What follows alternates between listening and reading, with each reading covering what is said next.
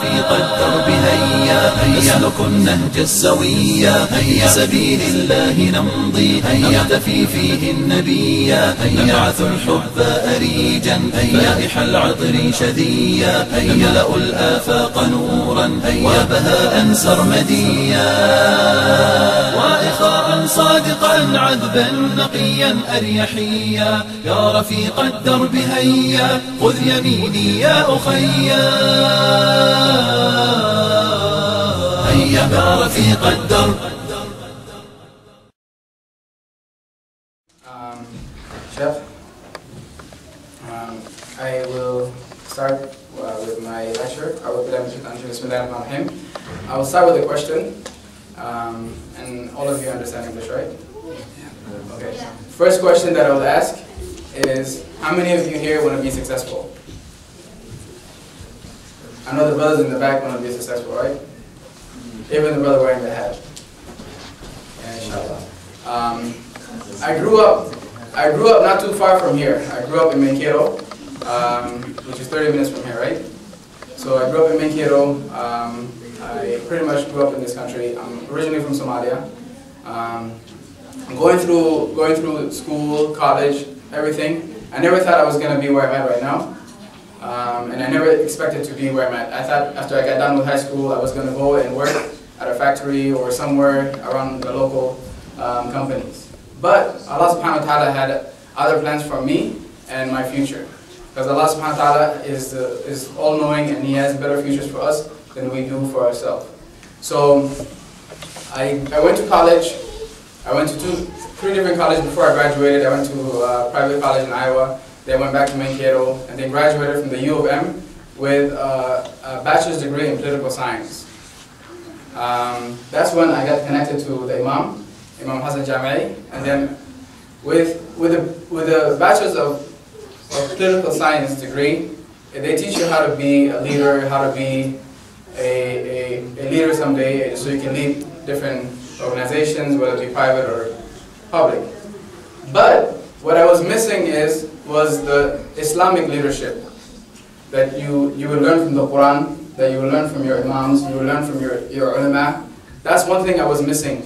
And then with the help of Allah subhanahu wa ta'ala and with the Sheikh, I learned a lot from him through going through the halaqas, through going to different lectures, and also listening to the tafsir of the Quran. And there's a lot of lessons that we can learn from the Quran itself, where it teaches us how to be a great leader. And in order to be a great leader, you have to understand your own religion, and then what Allah subhanahu wa ta'ala tells you to do. I will tell you this quick story. How many of you know Luqman? Luqman the wise. 3 or 4 people. Okay? Luqman the wise, the name of this story is called Luqman the wise was a black man. Jose related that a black man went to the most distinguished man among the tabi'in, the successors of the companions, Sa'id bin Mu'ayyid, in order to ask him some questions. Sa'id said, "Do not be sad because you're black." He was talking to the man that was asking the question because he was black. He said, "Don't be sad because you're black. From amongst the best of people, there were three that were black. Bilal bin Rabah, the caller of the prayer of Allah subhanahu wa ta'ala, and messenger. So, and Mujab, the free slave of Umar ibn Khattab, and Luqman Hakim, the wise. For he too, black skinned, he was from Nubaya, which lies between Egypt and Sudan. And he had very large lips too. Okay? So there are few things that's going to make you successful, and I want you to remember these things. And his advice that Luqman gave Luqman used to have a lot of people come to him for knowledge. There used to be people lining up at his door, seeking for knowledge, asking questions, and he was providing with them knowledge of the deen. A man went to Luqman, the wise, and said, "Are you Luqman? Are you the slave of Bani Nuwais?" He said, "Yes." The man said, "You are the black shepherd?" he said, as for my skin being black, that is apparent. But what is not about me that amazes you, but that's not what amazes you about me. He said that people come to you in trunks, that they proud at your door, and that they are pleased with your speeches.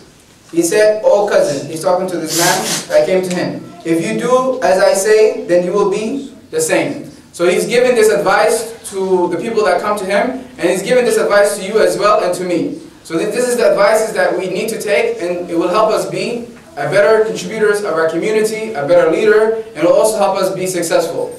These things are, he says, Luqman said, I lower my gaze. He lowered his gaze. He doesn't let his eye wander around. He doesn't let his eye see something that is not supposed to be seen. So he lowers his gaze to protect his eyes. He holds his tongue. He doesn't backbite other people. He doesn't go around people and say, or he's not a dalit. So he doesn't go around making troubles amongst other people. So he holds his tongue. He honors his guests. When he has guests, he welcomes them. He says, I preserve the rights of my neighbors. Meaning that he respects his neighbors. The people that live amongst him, his community, his society, he respects them. And refraining from which that does not concern me is a big one. He tries to avoid things that does not concern him. If something does not concern him, he stays away from it. These are the things that made Luqman successful, and it will also help us be successful, inshallah. Wabillahi tawfiq, Allah knows best. Subhanallah, subhanallah, alhamdulillah. Subhanallah, subhanallah, subhanallah. Subhanallah, subhanallah, alhamdulillah. Subhanallah, subhanallah, subhanallah. Subhanallah, subhanallah, alhamdulillah. Subhanallah, subhanallah.